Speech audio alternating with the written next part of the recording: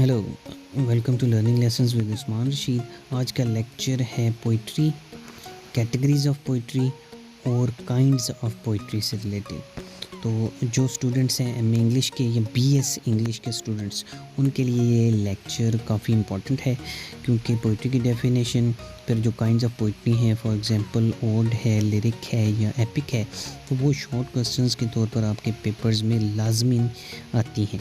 तो देखते हैं कि पोइट्री क्या है और जो मुख्तलिफ ऑथर्स हैं उन्होंने पोइट्री की डेफिनेशन क्या की है, और कि जो इसकी काइंड्स हैं वो कौन कौन सी हैं और उनकी सिंपल डेफिनेशंस क्या हैं। तो let's start with the first definition. Poetry is the art of uniting player with truth. तो सैमुअल जॉनसन की ये डेफिनेशन है। तो ये कहता है कि जो अगर हम ट्रुथ और प्लेयर को यूनाइट कर दें तो उसके मुताबिक इस फ़न को पोइट्री कहते हैं। कि मिसाल के तौर पर हम जो डैफोडिल है बाय विलियम वर्ड्सवर्थ, उस पोइम में वो जो विलियम वर्ड्सवर्थ है वो कहता है कि वो बहुत खुश होता है जब वो डैफोडिल्स को देखता है, और वो इस जो इन मोमेंट्स को कभी नहीं भुला पाएगा। तो एक उसको बहुत जॉय होती है, वो जो प्लेयर होती है उसको वो एक ट्रू इंसिडेंट जो है, यानी ट्रूथ और जॉय को वो यूनाइट करता है, और इस तरह से एक बहुत ही अच्छा पीस ऑफ पोइट्री क्रिएट होता है। इसी तरह दूसरी डेफिनेशन है, poetry is the spontaneous outflow of powerful feelings. It takes its origin from emotions recollected in tranquillity. तो ये भी बहुत अच्छी डेफिनेशन, बहुत फेमस डेफिनेशन है by William Wordsworth. Lyrical Ballads के अंदर 1802 में ये पब्लिश हुई थी। लिरिकल बैलेड्स एक जो है वो कंबाइंड वर्क था विलियम वर्ड्सवर्थ और एस.टी. कॉलरिज का। उसमें ये डेफिनेशन उसने बयान की थी, जिससे रोमांटिक मूवमेंट का आगाज़ भी हुआ था लिरिकल बैलेड से ही। Poetry is the spontaneous overflow of powerful feelings, यानी कि ये स्पॉन्टेनियस होती है, ये प्री प्लान्ड नहीं होती। पोइट्री कभी भी प्री प्लान्ड नहीं होती कि हम इसको प्लान करें। स्पॉन्टेनियस का मतलब है कि उसी वक्त आपको जो है वो नज़ूल होता है, पावरफुल फीलिंग्स जो होती हैं आपकी, उसका नज़ूल होता है उसी वक्त। तो it takes its origin from emotions recollected in tranquillity, यानी इसका ओरिजिन कहाँ से, उन इमोशंस से जो बड़े पीसफुल हो के ट्रैंक्विलिटी के अंदर आप रिकलेक्ट करते हैं, उनको याद करते हैं। यानी कि पावरफुल इमोशंस और फीलिंग्स तो होती हैं, लेकिन इसको बयान करने के लिए आपको ट्रैंक्विलिटी की भी ज़रूरत होती है। पीसफुल हो के आप उन पावरफुल फीलिंग्स को याद करके फिर कन्वर्ट करते हैं पोइट्री के अंदर। तो ये इसकी डेफिनेशन है विलियम वर्ड्सवर्थ की। थर्ड डेफिनेशन है, poetry the best words in the best order by Samuel Taylor Coleridge. तो ये भी बहुत ही प्यारी और बहुत कमाल की डेफिनेशन है। इसके कॉन्टेक्स्ट में अगर हम जाएं तो ये मुकम्मल डेफिनेशन इस तरह थी कि इसने कहा था, prose is the use of words in order, however poetry is the best word is the use of best words in the best order. तो ये मुकम्मल डेफिनेशन है सैमुअल टेलर कॉलरिज की। फोर्थ डेफिनेशन है पोइट्री की, poetry is the record of the best and the happiest moment of the happiest and the best minds. ये है शैली की डेफिनेशन। शैली भी एक रोमांटिक पोइट था, तो यंग रोमांटिक्स में इसका शुमार होता है। तो इसने ये डेफिनेशन की है, ये भी बड़ी कमाल की डेफिनेशन है कि ये एक रिकॉर्ड है बेस्ट और हैप्पीएस्ट मोमेंट्स का। ये जो भी आपके बेस्ट और हैप्पीएस्ट मोमेंट्स होते हैं उनको आप, और बेस्ट और हैप्पीएस्ट माइंड्स जो होते हैं उनका, यानी शायर जो हैं उनके माइंड्स बेस्ट और हैप्पीएस्ट माइंड्स होते हैं, जिनसे ये बेस्ट और हैप्पीएस्ट मोमेंट्स निकलते हैं पोइट्री की सूरत में। तो ये डेफिनेशन है इसकी शैली की।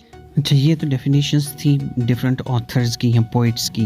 अब हम बात करते हैं कि अगर हम ये एक डिक्शनरी डेफिनेशन बनाने की कोशिश करें पोइट्री की, तो वो क्या हो सकती है। पॉसिबली जो है वो ये हो सकती है कि any literary work in which special intensity is given to the expression of feelings and ideas by the use of distinctive style and rhythm। okay? यानी कोई भी लिटरेरी वर्क हो इन विच स्पेशल इंटेंसिटी जो है उसको किसको दी जाए, expression of feelings and ideas by use of distinctive style, यानी उसका स्टाइल डिस्टिंक्टिव हो दूसरों से, यानी वो प्रोज ना हो, एंड रिदम उसके अंदर मौजूद हो। तो ये एक हम डेफिनेशन कर सकते हैं पोइट्री की, जो डिक्शनरी डेफिनेशन हो सकती है। इसके बाद हम बात करेंगे कैटेगरीज ऑफ पोइट्री के बारे में। तो 3 कैटेगरीज ऑफ पोइट्रीज होती हैं। डिस्क्रिप्टिव पोइट्री, रिफ्लेक्टिव पोइट्री और नैरेटिव पोइट्री।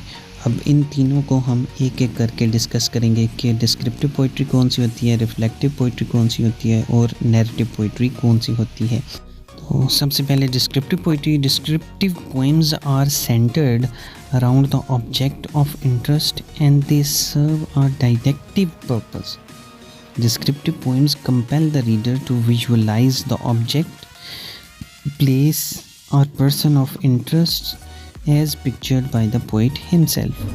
डिस्क्रिप्टिव पोइट्री में एक डिस्क्रिप्शन बयान की जाती है किसी भी चीज़ की, कि फॉर एग्ज़ाम्पल एक चीज़ कोई प्लेस है, ठीक है, चर्च गोइंग में एक चर्च है वो बयान किया जाता है, या और जो कोई भी पोइम है उसके अंदर जो एक डिस्क्रिप्शन दी जाती है जो कि उसके पर्सनल इंटरेस्ट की होती है, ठीक है, शायर की, तो उसको हम डिस्क्रिप्टिव पोइट्री कहेंगे। फिर इसी तरह हम रिफ्लेक्टिव पोइट्री की अगर बात करें तो रिफ्लेक्टिव पोइट्री जो है, reflective poems contain some explicit और implicit generalisations about life by the poet. यानी वो रिफ्लेक्ट कर रही होती हैं उनके पोइट के माइंड को। Simply put, it is a mere reflection of the state of mind of the poet put fourth in the poetic manner. तो वो reflection of mind of the poet होती। नेक्स्ट कैटेगरी ऑफ पोइट्री है narrative poetry. तो जैसे कि नाम से ही ज़ाहिर है इसमें नरेशन होती है। The poet narrates a story through the use of poetic diction, यानी वो कहानी सुनाई जाती है। नरेशन मतलब कि कहानी सुनाना। It is considered to be one of the oldest form of poetry and it often focuses on the pros and cons of life. इसमें कोई ना कोई सबक दिया जाता है, जैसे कि हम ओरल ट्रेडिशनल जो होती थी, बैलेड्स होती थी, उसमें हम देखते थे कि कोई स्टोरी सुनाई देती थी, या जैसे एपिक पोइट्री होती है तो उसमें भी कोई ना कोई कहानी होती है तो वो बयान की जाती है, तो उसको हम नैरेटिव पोइट्री में कंसिडर करेंगे। फिर इसी तरह टाइप्स ऑफ पोइट्री हैं। तो टाइप्स ऑफ पोइट्री में ये जो हमारे पास हैं 6 टाइप्स अभी हम डिस्कस करेंगे। ये हैं lyric poetry, ballad, sonnet, ode, elegy और एपिक। तो इन सब की डेफिनेशन हम एक एक करके आगे करते हैं। ओके, तो सबसे पहली टाइप ऑफ पोइट्री है lyric poetry. A lyric is a short poem which has the characteristics of a song. It pertains to a single mood or feeling and is more personal in nature. तो यानी lyric poetry जो है, एक तो एक आपने याद रखना है कि शॉर्ट पोइम होती है ये, यानी एपिक की तरह कोई लॉन्ग पोइम नहीं होती, ठीक है। एक जैसे कि लिरिक्स से ही जाहिर है कि ये एक सॉन्ग होता है। लिरिक आप जैसे लिरिक्स को पढ़ते भी रहते हैं। लिरिक बेसिकली ये एक इंस्ट्रूमेंट था जो सॉन्ग बजाने में हेल्प देता था। तो ये इसमें एक सिंगल मूड होता है, ठीक है, और फीलिंग होती है, और ये पर्सनल होती है, ठीक है, यानी कि शायर के जो पर्सनल फीलिंग्स होती हैं वो इसमें इंक्लूड होती हैं। शॉर्ट सी पोइम होती है जो पर्सनल इन नेचर हो, उसके अंदर जो है वो रिदमिक क्वालिटी और म्यूज़िकल क्वालिटी, उसको हम लिरिक कहते हैं। लिरिक के बाद हमारे पास है बैलेड। तो ballad is a type of narrative poem which deals with a heroic theme. Ballad has musical quality and it has a set theme and fixed metrical form. तो बैलेड बिल्कुल इसी तरह, यानी कि ये एक नैरेटिव पोइम होती है। जैसे कि आप एपिक को जानते हैं, एपिक एक लॉन्ग नैरेटिव पोइम होती है, तो उसी तरह बैलेड एक शॉर्ट नैरेटिव पोइम होती है। इसका भी कोई हीरोइक थीम वगैरह होता है, और ये इसकी जो म्यूज़िकल क्वालिटी इसमें होती है, ठीक है, बैलेड में, जैसे कि it has set theme and fixed metrical forms होती हैं, जैसे कि कंसिडर की जाती हैं कि खास मीट्रिकल फॉर्म होगी, उसी के अंदर बैलेड लिखी जाएगी। बैलेड के बाद है जी सोनेट। तो सोनेट जैसे कि आपने अक्सर सुना होगा, तो 14 लाइंस जिसकी हों पोइम की, तो उसको हम सोनेट कहते हैं। तो sonnet is a relatively short poem consisting of merely 14 lines. It is known to follow a strict pattern of rhyme. लेकिन इसमें स्ट्रिक्ट पैटर्न होता है राइम स्कीम का जो है ना। It is divided into 2 parts. इसके 2 हिस्से होते हैं usually, the Octave and the sestet, ठीक है। This separation marks the end और ब्रेक इन थॉट। तो ये डिफरेंस होता है बहरहाल। ऑक्टेव एंड सेस्टेट भी हो सकती है या इससे भी मुख्तलिफ हो सकता है। It is further classified into Petrarchan sonnet, Shakespearean sonnet और स्पेंसरियन सोनेट। सोनेट के बाद है जी ओड। तो ओड के अंदर this type of poem is a direct address होता है, यानी आप खिताब करते हैं, मुखातब करते हैं किसी को, to a person, to a particular person और अ थिंग और आइडिया।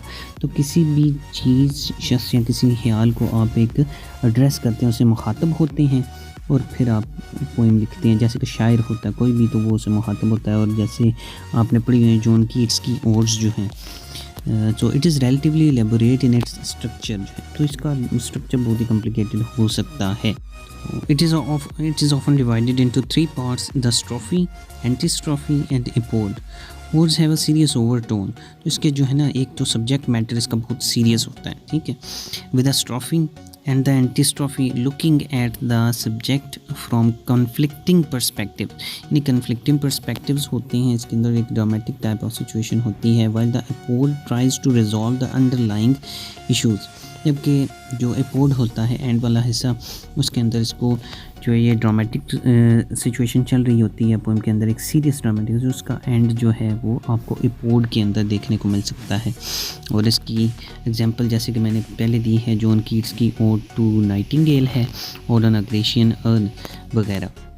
ओड के बाद है एपिक। तो epic is a long narrative poem about a hero containing the following elements. Usually अगर हम एक शॉर्ट क्वेश्चन के अंदर इसकी डेफिनेशन करें तो उसमें अक्सर मैं ये कहता हूँ कि आप ये लिखें कि epic is a long narrative poem which has grand style and serious subject matter and heroic deeds.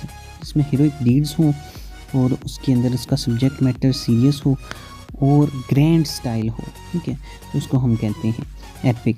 लेकिन इसने भी एक बहुत ही अच्छी डेफिनेशन की है, ये ज़रा सा थोड़ी सी बड़ी हो जाती है अगर आपको शॉर्ट क्वेश्चन के अंदर लिखना है तो। और अगर आपके पास स्पेस ना हो, ख़ास तौर पे जो यूनिवर्सिटी ऑफ गुजरात के अंदर है, तो आपको एक ख़ास स्पेस के अंदर लिखना होता है, वहाँ पर वो आपको पेपर मिलता है, तो उसमें इस डेफिनेशन को शायद कवर करना ज़रा मुश्किल हो जाए, लेकिन आप शॉर्ट करके लिखेंगे तो फिर ये कवर हो सकती है। जैसे कि एपिक की डेफिनेशन है कि epic is a long narrative poem about a hero containing the following elements: theme, invocation to muse, battles, romance, supernatural elements, journeys, descent to the underworld and epic similes।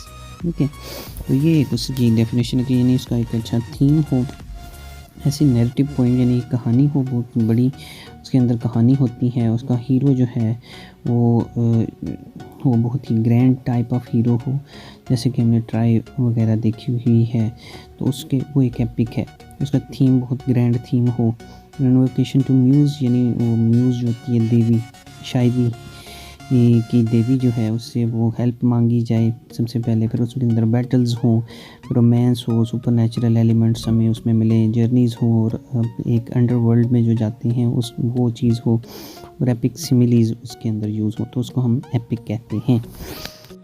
Okay, तो ये हमारा आज का lecture था जो कि poetry की definition, poetry की कैटेगरीज और पोइट्री के काइंड से रिलेटेड था।